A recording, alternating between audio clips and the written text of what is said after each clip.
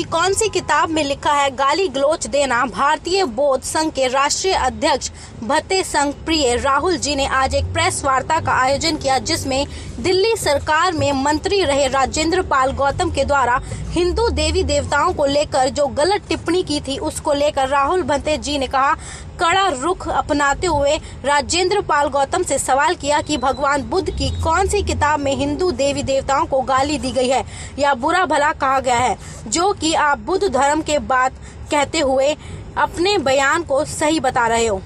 क्या कहा, आइए सुनते हैं। सबसे पहले मैं सभी मीडिया के बंधुओं को नमस्कार, प्रणाम, नमो बुद्धाय, जय भीम।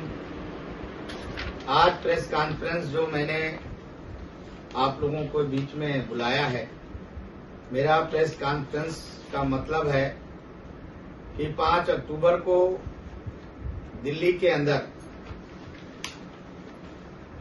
दिल्ली सरकार के उस समय मौजूदा मंत्री राजेंद्र पाल गौतम जी ने एक बौद्ध धर्म दीक्षा समारोह डॉक्टर अंबेडकर भवन, रानी झांसी रोड पे कराया था। मैं पूछना चाहता हूं राजेंद्र पाल गौतम जी से और उनके समर्थकों से कि भगवान बुद्ध की कौन सी वो किताब है या भगवान बुद्ध ने कौन सी वचन ऐसा बोला कि किसी हिंदू देवी देवताओं को गाली दिया या हिंदू देवी देवताओं को निंदा की। भगवान बुद्ध ने अपने जीवन काल में हमेशा बौद्ध धर्म के मार्ग को, करुणा मैत्री के मार्ग को, हमेशा इस बात को, लेकिन बाबा साहब डॉक्टर अंबेडकर की अब परिस्थितियां भारत में नहीं है।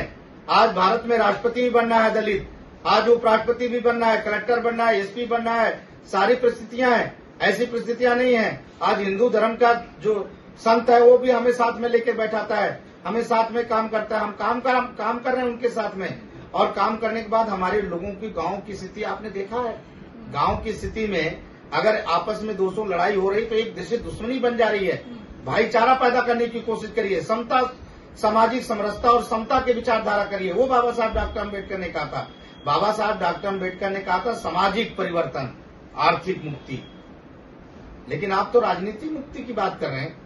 आपको राजनीतिक स्वार्थ करना है, आपको केजरीवाल जी को खुश करना है, आपको हिंदू देवी देवताओं को गाली देना है। मेरी पार्टी से कोई लेना देना नहीं है इस चीज का। तो पार्टी का लेना नहीं देता तो मंत्री पद से पहले रिजाइन कर देना चाहिए था। अभी सरकार के दबाव में क्यों रिजाइन किए? पहले रिजाइन करके करना चाहिए था। बाबा साहब डॉक्टर अम्बेडकर ने पहले ही रिजाइन करके कानून मंत्री रिजाइन करके आए। आज राजेंद्र गौतम जी क्या बात कर रहे हैं? उनको हटाया गया है। उन्होंने रिजाइन करके समाज के लिए काम नहीं करने आए हैं। ये उनका ढोकला है जो ये कह रहे हैं कि मैं समाज के लिए काम करना चाहता हूँ, मैं समाज को धोखा नहीं देना चाहता। तो समाज को, जब वो समता सैनिक दल में थे तभी समाज का में काम करना चाहिए। क्या जो राजनीति में आने की, राजनीति में आकर राजनीतिक बात। बाबा साहब डॉक्टर अम्बेडकर ने कानून मंत्री पे क्यों गिरफ्तारी की बात की जा रही है? नहीं, उन्होंने हमारी माहौल को खराब किया है। मैं इसलिए मांग करता हूं कि पूरी बौद्ध समाज इस समय शर्मिंदा है, और हमारे बौद्ध की कई संस्थाओं ने माननीय राष्ट्रपति जी से मिलकर के ज्ञापन भी दिया है और हमने भी दिया है, और ये शर्मिंदे की बात है। मैं धर्म के विरोध नहीं। अगर उन्होंने माहौल खराब किया तो उनके समर्थन में हजारों की संख्या में लोग रोड पे क्यों उतरे? रोड पे उतरे थे। देखिए, मैं आपको बता दूं, हजारों की संख्या, मेरे साथ तो लाखों की संख्या में कल खड़ा कर दूंगा। समर्थन की बात क्या कर रहे हैं? उनके समर्थन में कौन आया बताइए? उनके 11 एमएलए नहीं आए जो दलित समाज के थे। सर, ये राजेंद्र पाल गौतम जी ने 12 प्रतिज्ञा लोगों को नहीं दी है। देने वाले तो माननीय राजरतन जी थे, तो उन पे गाज क्यों नहीं, या और लोगों पे गाज क्यों नहीं? ये आयोजक का मालिक कौन होता है? आयोजक the Buddhist society of India ने ये प्रोग्राम कराया। The Buddhist society of India ने कराया ही नहीं। आपको जानकारी नहीं है, दोबारा आप दिल्ली पुलिस से जानकारी ले लीजिए। आपको जानकारी होनी चाहिए। दिल्ली पुलिस के भीम जो इसके राजेंद्र पाल गौतम जी पूरा मूवमेंट चालू कर रखे हैं कम से 2 साल से, 3 साल से उन्होंने बना रखा है, उस संस्था की तरफ से आया है। और the Buddhist society of India का कोई मतलब नहीं है। और द बुद्धिस्ट सर बड़े बड़े बैनर पे लिखा हुआ है सर, और होर्डिंग पे लिखा हुआ है, जगह जगह होर्डिंग पे लिखा है। बुद्धिस्ट सोसाइटी ऑफ इंडिया है ही नहीं है, 4 भागों में बटा हुआ है और उनके पास है ही नहीं है। वो खुद नकली है, घूम रहे हैं। जो जिसके पास है वो मोदी के पास में है। कोई सर्टिफिकेट इशू किया या जोत गरम ग्रहण जब होता है, 4 सर्टिफिकेट होते हैं फार्म। एक फार्म जिसको ग्रहण कराया जाता है उसको उसके पास होता है। एक हम इलाके को एसडीएम को देते हैं। एक फार्म जो दीक्षा गुरु होता है जिसकी सिग्नेचर होती है वो होता है।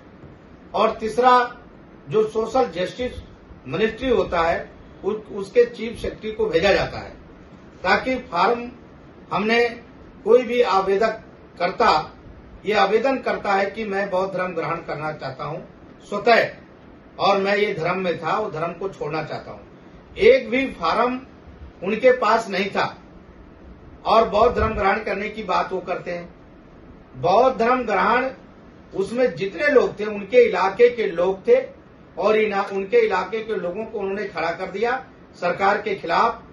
भारतीय जनता पार्टी की सरकार के खिलाफ उन्होंने खड़ा किया ताकि भारतीय जनता पार्टी की सरकार इससे बदनाम हो।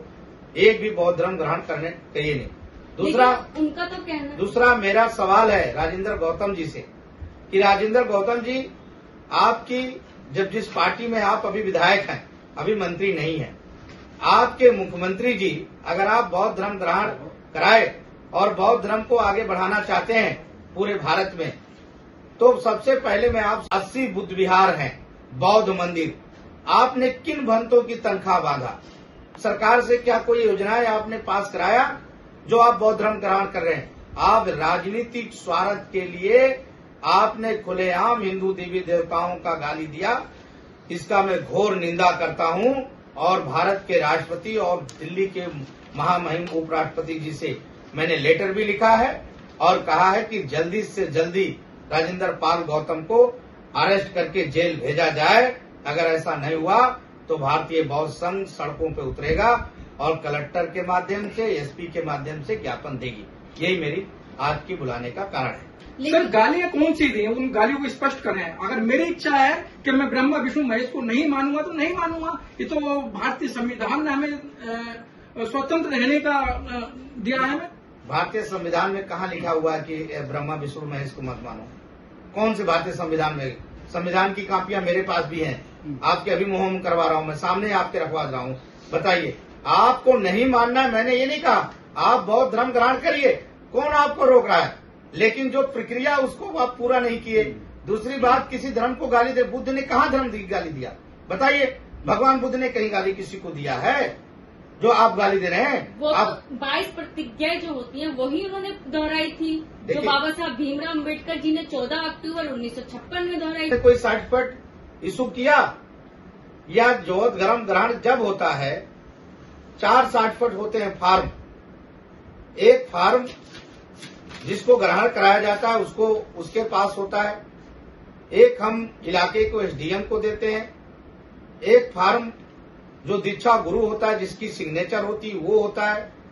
और तीसरा जो सोशल जस्टिस मिनिस्ट्री होता है उसके चीफ सेक्रेटरी को भेजा जाता है, ताकि फार्म हमने कोई भी आवेदक करता ये आवेदन करता है कि मैं बौद्ध धर्म ग्रहण करना चाहता हूं स्वतः, और मैं ये धर्म में था वो धर्म को छोड़ना चाहता हूं। एक भी फार्म उनके पास नहीं था और बौद्ध धर्म ग्रहण करने की बात वो करते हैं। बौद्ध धर्म ग्रहण उसमें जितने लोग थे उनके इलाके के लोग थे और उनके इलाके के लोगों को उन्होंने खड़ा कर दिया सरकार के खिलाफ। भारतीय जनता पार्टी की सरकार के खिलाफ उन्होंने खड़ा किया ताकि भारतीय जनता पार्टी की सरकार इससे बदनाम हो। एक भी बौद्ध धर्म ग्रहण करने चाहिए नहीं। उनका तो कहना, दूसरा मेरा सवाल है राजेंद्र गौतम जी से कि राजेंद्र गौतम जी, आपकी जब जिस पार्टी में आप अभी विधायक हैं, अभी मंत्री नहीं हैं, आपके मुख्यमंत्री जी अगर आप बौद्ध धर्म ग्रहण कराए और बौद्ध धर्म को आगे बढ़ाना चाहते हैं पूरे भारत में, तो सबसे पहले मैं आप